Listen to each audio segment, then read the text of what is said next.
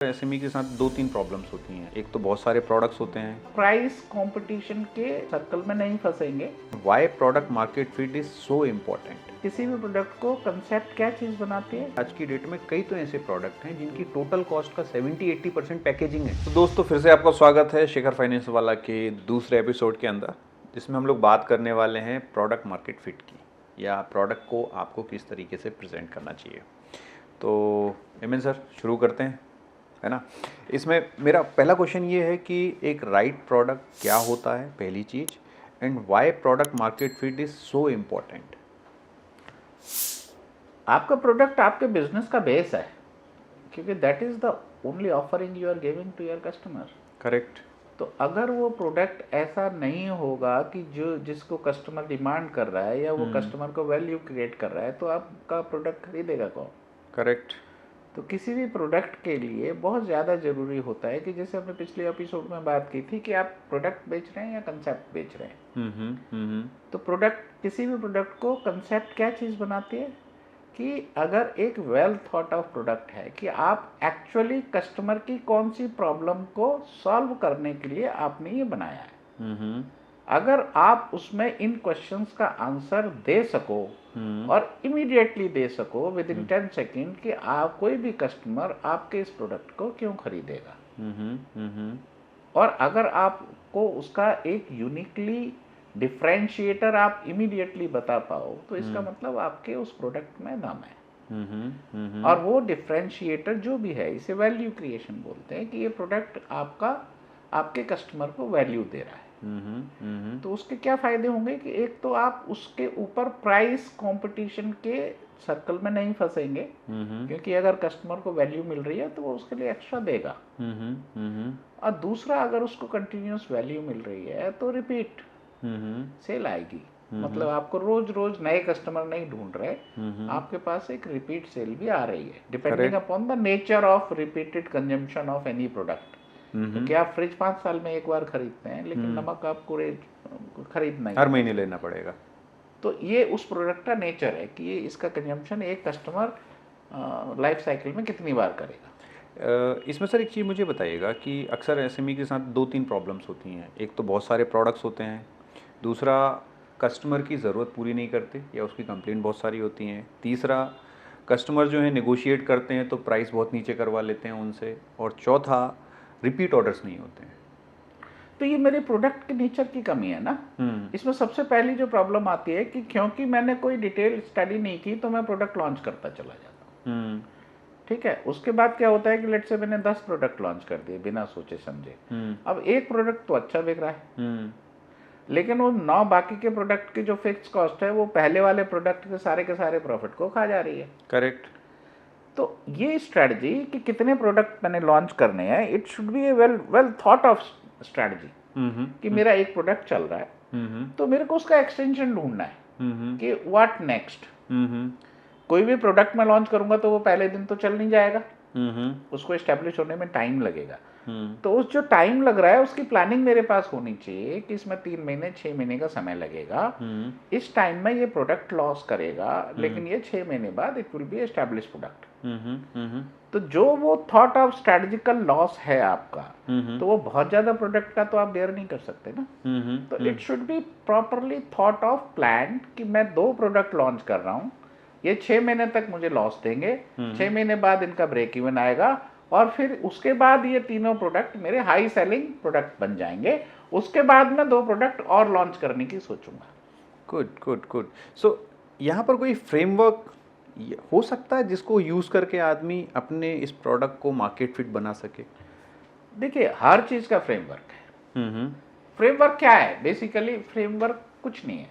Framework, अगर आपने उसकी डिटेलिंग में गए, उस चीज़ के बारे में आपने सोचा कि इसके क्या ग्रोथ पोटेंशियल हो सकता है, उन ग्रोथ को लाने के क्या तरीके हो सकते हैं, क्या प्रोसेस हो सकती है, क्या और नई चीज़ें हो सकती हैं, उनका सिलसिलेवार डिस्क्रिप्शन और उसका analysis is a framework. Okay.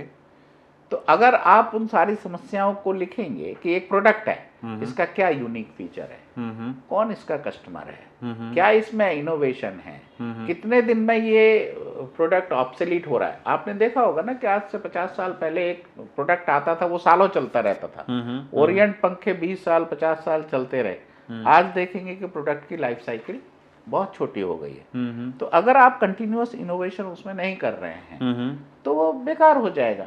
Correct. तो आपको नया प्रोडक्ट लेके आना पड़ेगा ना। आप टीवी देखो, कभी 4K आता है, कभी 8K आने लगा, आपकी कभी LCD आया, अभी LED आया। तो आपको वो एक्साइटमेंट देना है, क्योंकि आप प्रोडक्ट नहीं बेच रहे, आप कंसेप्ट बेच रहे हो। मतलब आपका फोकस जो है प्रोडक्ट से हटा के कॉन्सेप्ट पे जाना पड़ेगा, प्रोडक्ट से हटा के कंसेप्ट पे जाना पड़ेगा, तभी आप उसे नई नई चीज़ें दे पाओगे। Correct correct. यहाँ कुछ चीज़ें सर मैं इसमें ऐड करना चाहूँगा, मतलब जो पर्सनली हमने अपने काम के दौरान देखी, बहुत सारे क्लाइंट्स को इसने बहुत हेल्प की है। जैसे कि सबसे पहली चीज़ तो कि आप एक कोर प्रॉब्लम्स क्या सॉल्व कर रहे हो वो आइडेंटिफाई करो, बहुत सारी नहीं, 2 या 3, इससे ज़्यादा नहीं।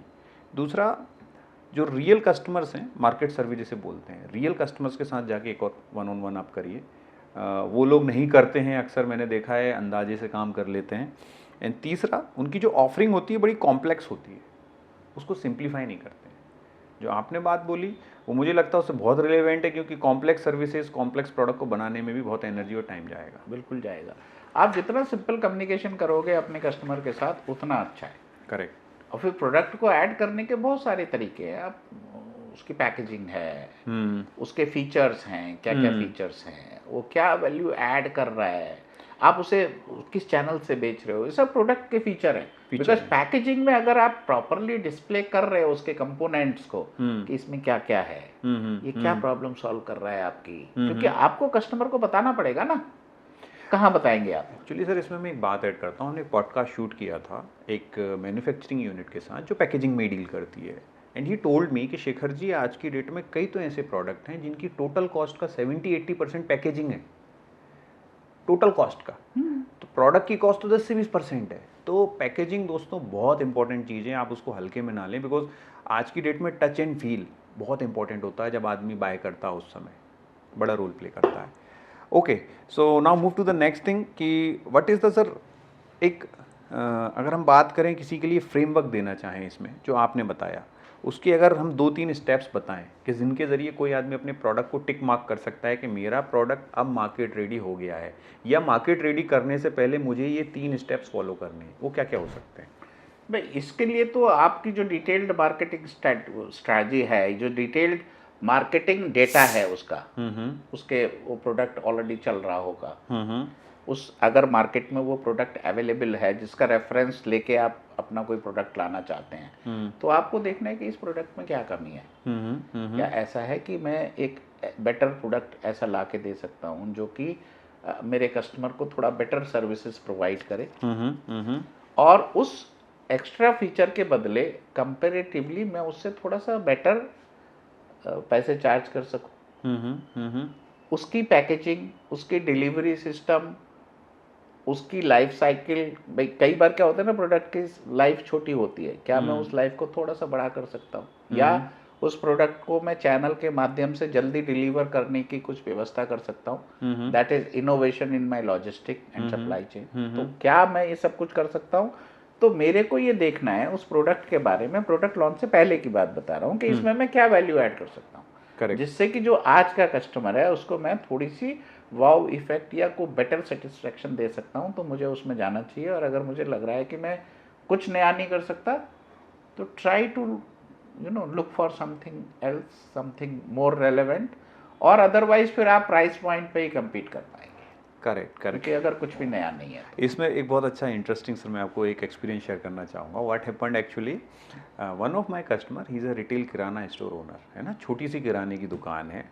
तो उसने अपना USP, उसका प्रोडक्ट कुछ नहीं है, वो सब दूसरे के प्रोडक्ट बेच रहा है, he is a hardcore trader. What he did, उसने अभी अपने सारे कस्टमर्स को जो भी सामान खरीदते हैं उनकी ऑर्डर वैल्यू के हिसाब से एक नेक्स्ट परचेज पे फिक्स डिस्काउंट देना शुरू कर दिया। फॉर एग्जाम्पल, अगर आपकी बिलिंग 1000 रुपये है तो आपको 5% मिलेगा, 2000 है इतना मिलेगा, 3000 इतना मिलेगा, 4000 इतना मिलेगा, 5, बट नेक्स्ट परचेज पे। व्हाट हैपेंड, ये उसने जो प्रोडक्ट डेवलप किया है इसी प्रोग्राम को जब उसने 3 महीने रन किया, उसकी रिपीट कस्टमर्स बढ़ गए, ऑर्डर्स बढ़ गए। उसने इसको एनुअल पैकेज में बना दिया कि अगर आप 3 बार कर लेते हो तो साल में 1 बार आपको स्पेशल सेल मिलेगी, उसमें ये डिस्काउंट एडिशनल मिलेगा। मैं आपको उसका वॉल्यूम बता दूं कि उसकी ट्रेजेक्टरी ये है कि पिछले साल उसका सेल्स 5 करोड़ रुपए था। राइट नाउ जो हम अभी बैठे हुए हैं 2025 में, उसका इस साल सेल्स क्लोज हुआ 27 करोड़ का। इसे ना हम कस्टमर एंगेजमेंट बोलते हैं। करेक्ट। ये मार्केटिंग स्ट्रेटजी का पार्ट है। करेक्ट। और हम डिटेल में इसके बारे में डिस्कस करेंगे किसी नेक्स्ट सेगमेंट में। लेकिन ये कस्टमर एंगेजमेंट जो आप बिजनेस मॉडल में और इंट्रोडक्शन सेशन में मैंने बताया था कि उस कस्टमर से 2 चीज़ें देखनी है आपको। पहली कि उस कस्टमर को मैं ज़्यादा माल और कैसे दे सकता हूँ। Correct correct correct correct correct. पहली चीज़। दूसरी चीज़, उस कस्टमर को क्या मैं इतना सेटिस्फाई कर सकता हूँ कि वो मेरे लिए रेफरल्स बाकी लोगों को देना शुरू कर दे। कि क्या मैं रॉयल्टी या रेफरल प्रोग्राम चला के उस कस्टमर के माध्यम से अपनी कस्टमर बेस को और बढ़ा सकता हूँ क्या। करेक्ट। ये दोनों चीज़ें का मैंने इस्तेमाल अगर कंटिन्यूअसली कर लिया तो मेरी मार्केटिंग की प्रॉब्लम तो समाप्त हो गई ना। वाओ। सो इस एपिसोड में हमने कवर किया कि आपका जो प्रोडक्ट है उसको किस तरह आप बेटर बना सकते हो, है ना। और इसके लिए कुछ हमने चेक पॉइंट्स बताए, फ्रेमवर्क्स बताए लोगों को।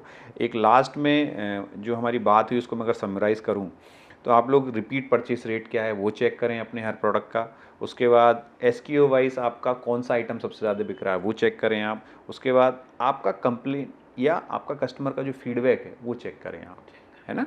And last and most important कि कस्टमर का एक स्कोर होता है जिसको हम लोग 1 to 5 के बीच में रख सकते हैं कि वो आपकी सर्विस या प्रोडक्ट से कितना सेटिस्फाइड है। वो रेटिंग लें और उससे आपको पता चलेगा एक्चुअली कि आप जो सोचते हैं कस्टमर भी वही सोचता है कि नहीं। और कस्टमर सर्विस समय समय पे कंडक्ट करते रहें। इसमें मैं एक छोटी सी चीज़ ऐड करना चाहूँगा कि आप अपने एफर्ट्स को, आपके प्रोडक्ट के स्ट्रेंथ को कैसे नाप सकते हैं कि अगर रेगुलरली आपका कस्टमर आपसे रिपीट बाय कर रहा है ना तो इसका मतलब आप ठीक से काम कर रहे हैं। Correct correct correct. इसमें एक चीज़ मैं और ऐड करना चाहूँगा कि इससे रिलेटेड ना अपने एक्शन पॉइंट्स के लिए कुछ हमने टूल्स डेवलप किए हैं, तो वो हम कमेंट सेक्शन में डाल देंगे। सभी लोगों से रिक्वेस्ट है कि आप उनको यूज़ करें अपनी ग्रोथ के लिए। उनको अपनी ग्रोथ के लिए यूज़ करें। और एक अच्छा प्रोडक्ट होने का मतलब ये नहीं है कि आपको उससे सब कुछ मिल जाएगा, बट वो एक बात की गारंटी ज़रूर देता है कि आपका बिजनेस लॉन्ग टर्म चलेगा। और दूसरा ना, आज अच्छा है कल खराब हो जाएगा ना, कल वो खराब हो जाएगा, एब्सोल्यूट हो जाएगा। तो इनोवेशन कंटिन्यू लगेगा। कंटिन्यूअस इनोवेशन प्रोडक्ट की, अच्छे प्रोडक्ट की सबसे बड़ी नीड ये है कि उसमें कंटिन्यूअस इंप्रूवमेंट आपको करने पड़ेंगे। Correct. Great great. So now move to the closing session sir. अभी हम लोग अगले एपिसोड के अंदर जो बात करने वाले हैं वो करने वाले हैं वर्किंग कैपिटल और उसकी साइकिल के ऊपर। तो अगला एपिसोड ज़रूर देखिएगा दोस्तों, वो बहुत इंपॉर्टेंट चीज़ है बिकॉज वो मेक या ब्रेक कर देगा आपके बिजनेस को। तो आज के एपिसोड को यहीं विराम देते हैं। जय हिंद।